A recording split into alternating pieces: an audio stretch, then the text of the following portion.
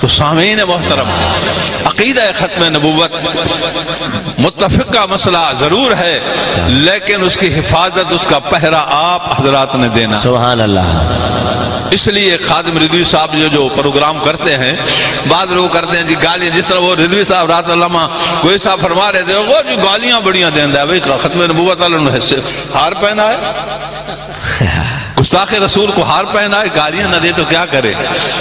گستاخ رسول کے لیے علامہ صاحب بیٹھے، علماء کرام سمجھتے ہیں پورے قرآن کا مطالعہ کریں، اللہ اپنے منکروں کو کچھ نہیں کہا، ان کو اور مضبوط کیا، کافر بھوکے مر رہے ہیں، مسلمانوں سے زیادہ مضبوط ہیں، لیکن جب اپنے محبوب کے گستاخ کی باری ہے تو ان کو چھوڑا نہیں ہے۔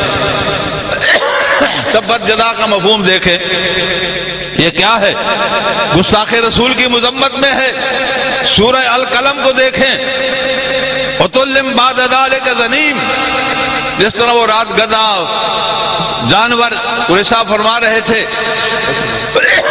سورہ القلم کی آیت کریمہ وَتُلِّمْ بَعْدَ ذَلِكَ زَنِيمٌ، جس کا معنی ہماری زبان میں حرامی بنتا ہے۔ گستاخ رسول کون ہوتا ہے؟ قرآن کے الفاظ میں، اور اسی طرح پہلے گنتے جائیں 8-10 گالیاں بنتی ہیں۔ کہتے ہیں جی رضوی صاحب گالیاں بڑیاں دیں دیں، زبان بڑی سخت ہے جی، گستاخان رسول۔ اب دیکھیے آخری بات اسی حوالے سے، حرم شریف اللہ ہم سب کو بار بار حاضری کے لیے لے جائے، عمرہ شریف کی حاضری، حج شریف کی حاضری۔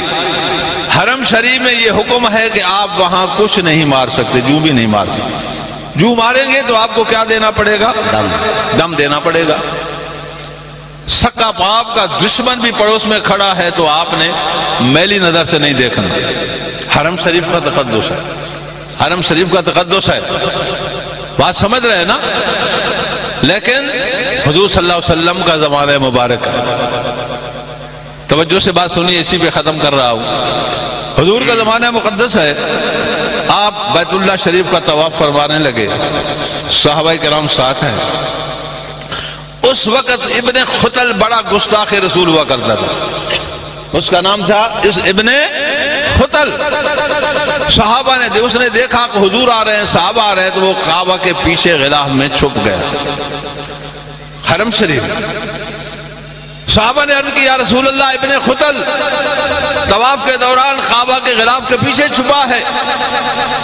حضور فرما سکتے تھے کہ حرم شریف میں ہے، رہنے دو، ایسا ہی ہے نا، حرم شریف میں رہنے دو، مخالف ہے ابھی جگہ، لیکن حضور نے فرمایا ابھی سے اس کو نکال کر یہیں اس کو ختم کر۔ اللہ اکبر۔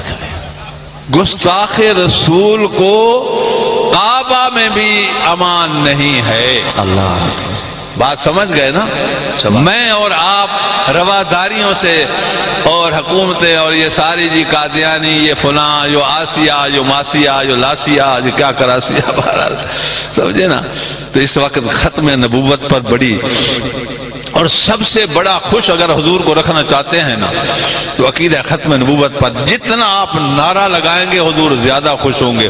آخر میں تاجدار ختم نبوت، تاجدار ختم نبوت، تاجدار ختم نبوت زندہ باد، تاجدار ختم نبوت زندہ باد۔